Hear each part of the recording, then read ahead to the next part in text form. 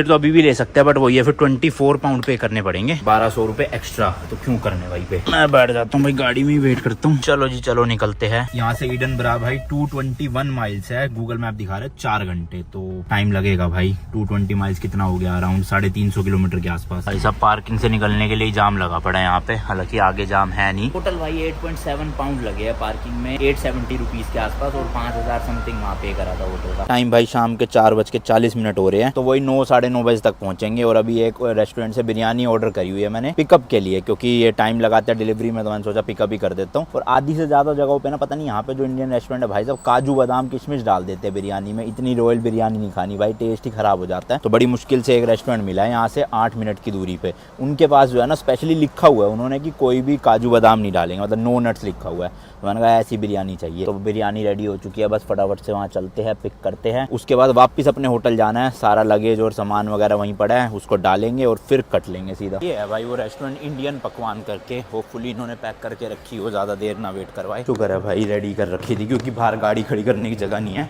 तो जल्दी जल्दी भग के बस रख लेता हूँ। अब आज दिक्कत नहीं होगी, रात को 10 बजे पहुँचे भले ही हम वहाँ पे अपना स्कॉटलैंड में, कोई प्रॉब्लम नहीं है। और साथ में भाई बॉर्डर भी क्रॉस होने वाला है, आज इंग्लैंड को छोड़ के हम स्कॉटलैंड एंटर कर जाएंगे।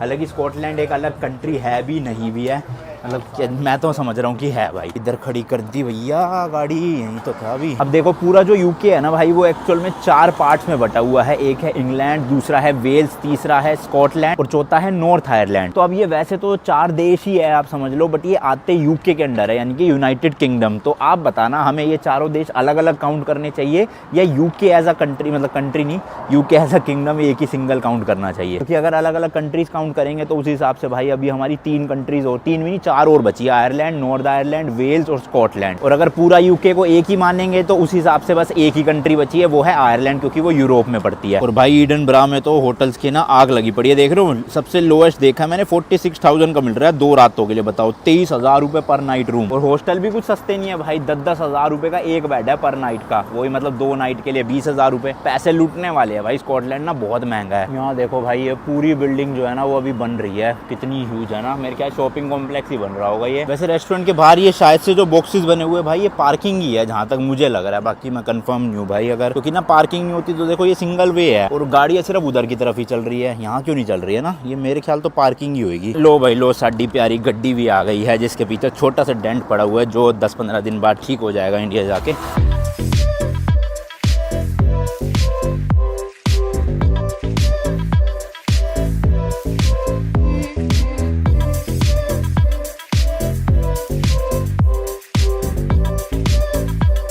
जी लो आ गया है होटल अपना। होटल के जस्ट बाहर ही ना, ये पार्किंग तो नहीं बट हाँ टैक्सी वैक्सी रुके जैसे किसी को उतारना हो तो इसलिए बना हुआ है। बट इतना बड़ा होटल होने के बावजूद भी ना इनकी अपनी कोई पार्किंग नहीं है भाई, अजीब बात है। ये पर्ची दे देते हैं लगेज के लिए ना, ताकि जब ये हम दे तभी ये लगेज वापस देंगे। ये देखो भाई इस तरह से टैग लगा रखा होता है इन्होंने। चलो जी, छोटे बैग में सामान शिफ्ट करने का ना फायदा है भाई, ज्यादा रगेड़ना नहीं पड़ता भारी भरकम चीजों को। एक बैग अपना गाड़ी में रखता हूँ, उसमें कुछ भी इलेक्ट्रॉनिक सामान नहीं रहता, सिर्फ कपड़े रहते हैं वही मैले वैले, ताकि कभी कुछ चोरी वोरी का सीन भी हो तो भाई कैमरा वैमरा ना हो चोरी, वो सब मैं अपने बैग में और इस सूटकेस में रखता हूँ, क्योंकि मेरे को भैया रिक्स लेने का ही नहीं रे। अरे ये भी भारी है भाई, पहिए से रगेड़ो तो हल्का लगता है, उठा लो तो भाई बैंड बज जाती है, इतना भारी है। लेट्स गो भाई लोग। ऐसी डबल डेकर बसेस ना भाई पूरे यूके पूरे यूरोप में चलती है, मस्त होता है ऊपर बैठ के। हालांकि ये ऊपर से कवर्ड है, ओपन नहीं है, ओपन वाली का अलग ही मजा है। भाई आज मेरी हो रहा है कमर में बहुत तगड़ा दर्द, कल मैंने गाड़ी चला ली लगातार वहां से लंदन से आने में, बैंड बजी पड़ी है। सही में एक्सरसाइज करी हालांकि मैंने सुबह, बट कुछ फर्क नहीं पड़ा भाई, बहुत तेज दर्द कर रही है। ऐसा लग रहा है मतलब बैठा भी नहीं जाएगा। होता क्या है ना, मेरे कमर में या पैरों में दर्द तो होता है, बट मैं स्ट्रेचिंग कर लेता हूँ ना तो ठीक हो जाता है। आज भाई स्ट्रेचिंग भी करी 10-15 मिनट, लेकिन और ज्यादा दर्द बढ़ गया है। ये स्लिप डिस्क ने ना भैया हालत खराब करी है इस ट्रिप में। पर जितना मैंने सोचा था ना निकलने से पहले कि यार हो नहीं पाएगी ट्रिप, हो नहीं पाएगी, उतना नहीं लेवल का हुआ, बट जितना भी हुआ भाई झेल लिया किसी तरह से। अब 10-15 दिन और झेलना है, फिर इंडिया जाके इसका प्रॉपर इलाज करवाना पड़ेगा, देखते हैं क्या कहते हैं डॉक्टर जाके। बट आज भाई दर्द से ना ऐसे तड़प रहा है अंदर मेरा शरीर पूरा बुरी तरह से। और अभी तो 4 घंटे बैठना है यार, चलाई तो जाएगी नहीं बिल्कुल भी किसी हालत में, मेरे से बैठना भी मुश्किल हो जाएगा।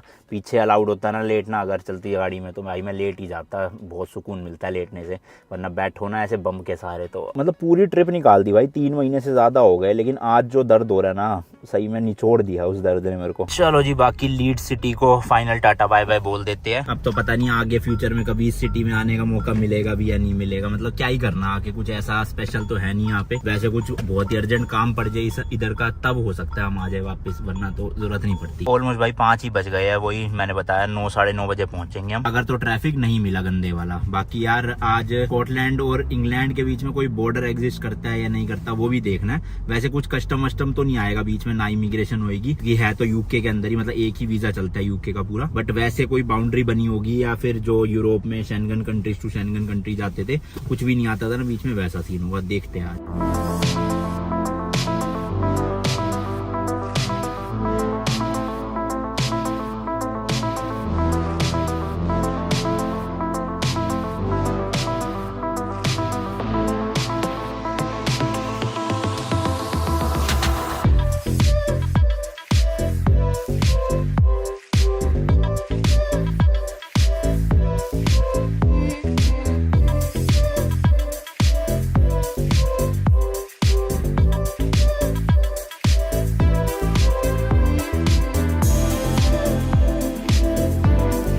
अभी भाई साहब 180 किलोमीटर बचा है और एकदम तगड़ा मौसम हो चुका है, बारिश भी आ रही है, हल्की हल्की बूंदाबांदी, इतनी तेज नहीं है बट बादल देखोगे ना भाई बहुत बादल है। रास्ते तो ठीक है भाई, ट्रैफिक व्रैफिक ज्यादा मिल नहीं रहा है तो आराम से पहुंच तो रहे हैं, बट ऑलरेडी 7 बज चुके हैं भाई, 2 घंटे का दिखा रहा है रास्ता। बाकी ब्रेक लेंगे बीच में, बिरयानी जो लाया वो भी खाऊंगा और वैसे भी थोड़ी स्ट्रेचिंग करूंगा क्योंकि पेन अभी ठीक नहीं हुआ है, थोड़ा बेटर है, बट स्ट्रेचिंग करनी पड़ेगी 1-2 बार, जब जाके अच्छे से ठीक होगा। होपफुली होटल पहुंचने तक सही रहे, वरना रात को एडिटिंग में बैंड बजेगी और फिर बेड पे लेटते ही ऐसा हो जाएगा कि बस सो जाओ अब तो भाई। और अभी फिलहाल हम भाई इंग्लैंड की ही रोड्स पे चल रहे हैं। स्कॉटलैंड का जो बॉर्डर है वो अराउंड 50 से 60 माइल का है, यानी कि वही 1 घंटा लगेगा अभी जाने में वहाँ। गूगल मैप पे देखोगे ना तो बाउंड्री बनी हुई है, दिखाता हूँ आपको, ये देखो दिख रही है ब्लैक कलर की डॉटेड लाइन है पतली पतली, तो यहाँ से जो है वो स्कॉटलैंड है ऊपर की तरफ और नीचे की तरफ पूरा इंग्लैंड है। और हमें पहुंचना है यहाँ पे भाई ईडनब्रा। अभी कवर तो हम ऐसे ग्लास ग्रो भी करने वाले हैं और ये भी तब पानी ही पानी सारा इधर की तरफ है। तो खूबसूरत यार इंग्लैंड पूरा। अभी स्कॉटलैंड पहुंचेंगे तब देखना असली खूबसूरती। तो इंग्लैंड की जितनी भी सिटीज है ना लंदन को छोड़ के भाई इतना कुछ करने लायक नहीं है, मतलब प्रॉपर आपको इंफ्रास्ट्रक्चर डेवलप्ड पूरे अच्छे से दिखेंगे, बट एज अ टूरिस्ट ज्यादा चीजें घूमने की नहीं है, इसलिए हम घूम भी नहीं पाए। बाथ एक सिटी थी, वहाँ पे भी रोमन बाथ था, वहाँ में चला गया, और मैनचेस्टर लिवरपूल वगैरह में बस जो फीफा के फैन है, फुटबॉल के फैन है बेसिकली, वो स्टेडियम्स वगैरह देख सकते हैं, तो इसलिए इतना कुछ इधर नहीं है।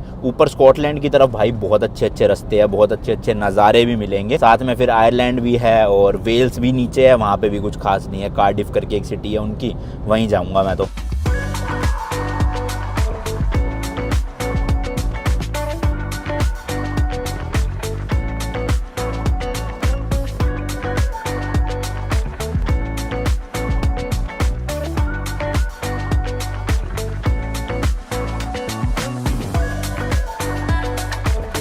तो यहाँ पे भाई ये छोटी सी पार्किंग स्पॉट आई है। पार्किंग स्पॉट तो क्या मतलब हाईवेज में ना ऐसे बने होते हैं साइड में कि किसी को रेस्ट वेस्ट करना हो थोड़ी देर के लिए गाड़ी लगा सकते हैं। तो यहीं पे देखो ट्रक भी लगा हुआ है, एक और गाड़ी लगी हुई है, हमने इसके पीछे लगा दिया। हालांकि यहाँ वॉशरूम वॉशरूम कहीं नहीं है। एंड भाई यार मौसम इतना प्यारा हो रहा है ना, क्या बताऊँ। टाइम देख लो 7:25 हो गए हैं। लीड्स में तो ठंड नहीं थी भाई, धूप निकली हुई थी, लेकिन यहाँ पे ऐसे ठंडी ठंडी चिल्ड चिल्ड हवा चल रही है। बट चलो ये तो सही है, ऊपर हुडी पहन ली थी, बट नीचे भाई शॉर्ट्स पहन रखी है, तो यहाँ पे ठंड लग रही है पैरों में। बाहर निकलने पे ही लगती है ऑब्वियसली, गाड़ी में तो क्या मस्त रहता है टेम्परेचर मेंटेन, तो इतनी दिक्कत नहीं होती। और 1.5 घंटे की ड्राइव बची है। होटल भाई बहुत महंगे है, मतलब रेट देख के ही हवा टाइट हो गई, तो बुक करने का मन सही नहीं कर रहा। अब वहाँ पहुंचेंगे फिर देखते हैं भाई कोई जुगाड़। हम खुद गाड़ी चला रहे होते हैं ना हाईवे पे, तो पता नहीं चलता स्पीड क्या है, बट भाई साहब जब बाहर खड़े हो जाओ ना तो आसपास वाली गाड़ी फुर्र करके देखो कितनी तेज निकल गई भाई साहब। मतलब मैं अपनी लाइन कंप्लीट कर ही रहा था, इतने में गाड़ी पार भी हो गई। बाकी गाड़ी देखो भाई अपनी क्या क्रेजी लग रही है। यहाँ से चले थे हम इंडिया में, ओ हो ईरान टर्की यूरोप पूरा करके फाइनली यहाँ खड़े हुए भाई यूके में हम। क्या बात है यार। तो भाई साहब गाड़ी निकल रही है ना, हवा पड़ रही है एकदम मुंह पे, इतनी चिल्ड हो।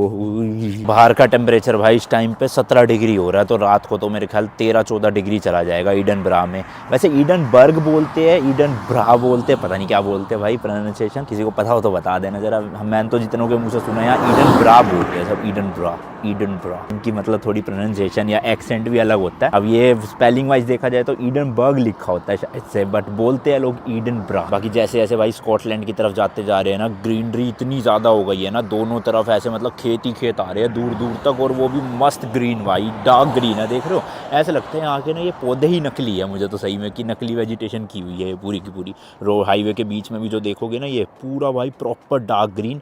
पेड़ तो खैर है ही डार्क ग्रीन, कोई दिक्कत नहीं। और यहाँ पे भाई साहब पोल्यूशन इतना कम है ना कि आपको आसमान भी आराम से साफ दिखता है। रात को देखोगे तारे वारे सब दिखते हैं, और मेन है कि सांस लेने में ही फील हो जाता है इंसान को कि हाँ पोल्यूशन नहीं है। क्वालिटी, एयर क्वालिटी इंडेक्स भी यहाँ का बहुत अच्छा है भाई। तो मुझे ऐसा लग रहा है भाई कि इंडिया जब मैं लैंड करूंगा ना अपना दिल्ली एयरपोर्ट पे, तो वहाँ की एयर इतनी अलग होएगी, यहाँ की इतनी अलग होएगी कि कुछ दिक्कत ना हो जाए। वैसे इतना होना तो नहीं चाहिए, बट फील तो जरूर होगा भाई 100% कि हाँ यहाँ पे इतनी साफ एयर थी, वहाँ पे वो है। भाई बहुत तेज तेज गाड़ियाँ निकल रही है, अंदर ही बैठ जाता हूँ, ऊपर से ठंड भी लग रही है भाई। बाकी इस चैनल पे आप देख रहे हो भाई, सब्सक्राइब मार देना, लाइक कर दिया करो वीडियो को, और इंस्टा पे फॉलो कर लो। कल इतनी तगड़ी रील डाली है मैंने, कल भी और परसों 15 अगस्त वाले दिन भी 2 तगड़ी रील है। 1-1 लाख लाइक आ चुके हैं, मतलब हर्ट आ चुके हैं। तो आपने नहीं देखी तो भैया देखो, कर क्या रहे हो। अंदर जाने से पहले भाई जरा सी स्ट्रेचिंग कर ली जाए, ताकि जो दर्द हो रहा है वो थोड़ा तो राहत मिले। उसमें सुसु भी आ रहा है बड़ी देर बाद भाई, वॉशरूम नहीं बना हुआ और यहाँ पे झाड़ियों में कर नहीं सकते, तो छोड़ो यार, थोड़ा कंट्रोल करेंगे। आगे कोई सर्विस एरिया आएगा फिर वहाँ रोक के कर लूंगा। इन झाड़ियों में भाई सांप वाप ना निकल आए एकदम से, मैं खड़ा हुआ हूँ, वैसी जीन्स नहीं पहनी हुई, नीचे से ही डस जाएगा। चलो जी